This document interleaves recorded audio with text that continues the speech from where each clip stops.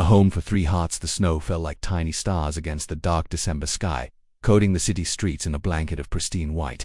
Sarah Mitchell sat on the cold concrete steps outside the children's hospital, her blue nurse's uniform offering little protection against the bitter wind. Her shift had ended hours ago, but she had nowhere urgent to go, no warm apartment waiting, no family expecting her return. She pulled her knees closer to her chest, watching her breath form. Small clouds in the frigid air. The eviction notice crumpled in her coat pocket felt heavier than it should have. 30 days. That's all the time she had left before losing the tiny studio apartment she could barely afford on her nurse's salary. "Excuse me, Miss." Sarah looked up to see a tall man in an expensive charcoal coat standing beside a sleek black car. His dark hair was dusted with snowflakes, and his concerned eyes held a gentleness that surprised her. Behind him, a small figure peeked out from the car's open door, a little girl with rosy cheeks and curious brown eyes. "Are you all right?" the man asked, his voice carrying genuine worry. "You've been sitting here for quite some time," Sarah felt, her cheeks flushed with embarrassment. "I'm fine, thank you. Just, ... taking a moment before heading home."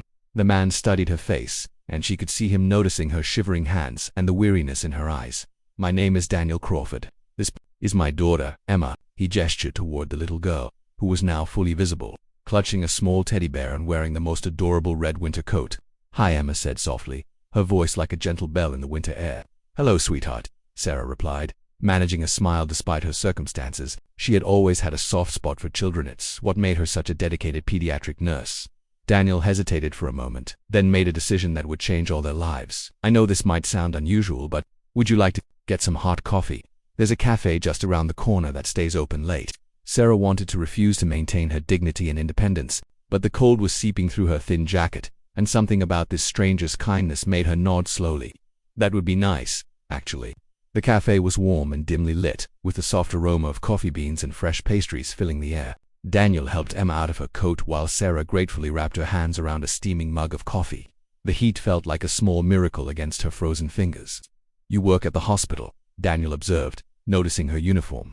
"Pediatric wing." "Yes," Sarah said, taking a careful sip. "I've been there for 3 years now. I love working with children." Emma had been quietly coloring on a paper placemat, but at the mention of children, she looked up with interest.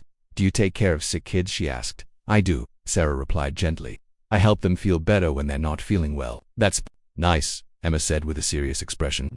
"My mummy was sick, but she went to heaven." The simple, innocent words hung in the air, and Sarah's heart immediately went out to both father and daughter. She glanced at Daniel, who was watching his daughter with a mixture of love and barely concealed pain.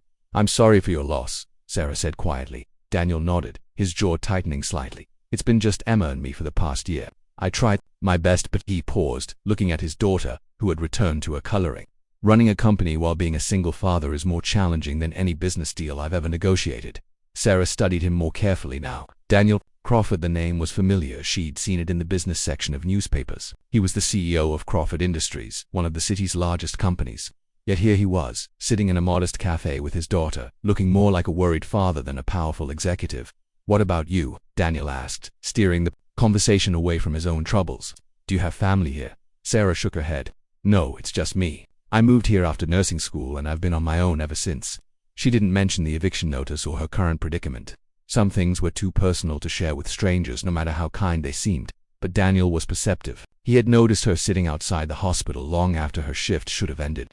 Noticed the worn edges of her uniform and the careful way she was rationing her coffee. "Forgive me if this is too forward, but is everything all right? You seemed upset when I found you outside." Sarah hesitated, then found herself opening up despite her usual reserve. "I'm losing my apartment. The rent keeps going up, and on a nurse's salary." She shrugged, trying to appear nonchalant about something that terrified her. Emma looked up from her coloring. "You don't have a home?" The innocent question, asked with such genuine concern, nearly brought tears to Sarah's eyes.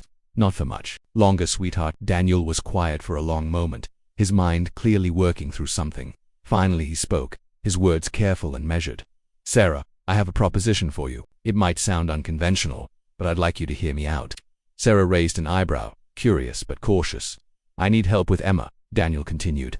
"Real help, not just a babysitter or nanny. Someone who understands children, who can be there when I can't be. Someone who can give her the maternal care she's been missing." He paused, meeting Sarah's eyes directly. "You need a home, and I need a mother figure for my daughter." The words hung between them, bold and unexpected. Sarah felt her heart skip a beat, not from romantic notions, but from the sheer possibility of what he was offering. A home, stability, the chance to care for a child who clearly needed nurturing. "You're offering me a job?" she asked carefully. "More than that," Daniel said. "I'm offering you a place in our family, a real home, not just employment. Emma needs consistency, love, and care that I can't always provide despite my best efforts. And you, ..